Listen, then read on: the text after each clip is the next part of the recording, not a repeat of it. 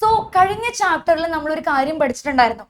എത്ര തണുപ്പായാലും എത്ര ചൂടായാലും എത്ര മഴ പെയ്യുന്ന കാലമായാലും ഹാച്ചിക്ക് അതൊരു പ്രശ്നമേ ആയിരുന്നില്ല അല്ലെ. അപ്പൊ അത് വെച്ച് എന്താണ് അവർ അർത്ഥം പറയുന്നത്? അതൊരു ക്വസ്റ്റ്യൻ ആണ്, ടെക്സ്റ്റ് ബുക്കിലെ one of the important question ആണ് അത്. അപ്പൊ നമുക്ക് അതിന്റെ ആൻസർ ഒന്ന് നോക്കാം. യെസ്, അപ്പൊ നോക്കിക്കേ, ഹാച്ചി കോ ലഗ്താ താ കി ഉസ്കാ മാലിക് ഏക് ദിൻ വാപ്പസ് ആയേഗാ. ഹാച്ചി ആ ഒരു പ്രതീക്ഷയിലായിരുന്നു, എപ്പോ വേണമെങ്കിലും തന്റെ മാലിക് അല്ലെങ്കിൽ തന്റെ യജമാനൻ തിരിച്ചു വരും എന്നുള്ള ഒരു കാത്തിരിപ്പിലായിരുന്നു ആര്, നമ്മുടെ ഹാച്ചി.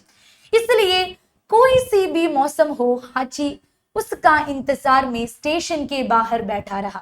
അതിപ്പോ ഏതൊരു കാലാവസ്ഥ ആയാലും ഹാച്ചി എന്ത് ചെയ്തു, തന്റെ യജമാനു വേണ്ടി സ്റ്റേഷന്റെ പുറത്ത് എന്നും കാത്തിരിക്കുന്ന സ്ഥലത്ത് അവിടെ തന്നെ നിന്ന് കാത്തിരിക്കാൻ തുടങ്ങി.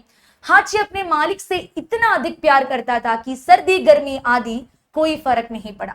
ഹാച്ചി തന്റെ യജമാനെ അത്രയധികം സ്നേഹിക്കുന്ന ഒരാളായിരുന്നു, അത്രയധികം ഡെഡിക്കേറ്റഡ് ആയിട്ടുള്ള ഒരു പെറ്റായിരുന്നു. അതുകൊണ്ട് തന്നെ എന്താണ്, എത്ര ചൂടായാലും എത്ര മഴയായാലും എത്ര തണുപ്പായാലും അത് ഹാച്ചിക്ക് ഒരു കുഴപ്പമേ ആയിരുന്നില്ല എന്നാണ് പറയുന്നത്. Okay, thank you.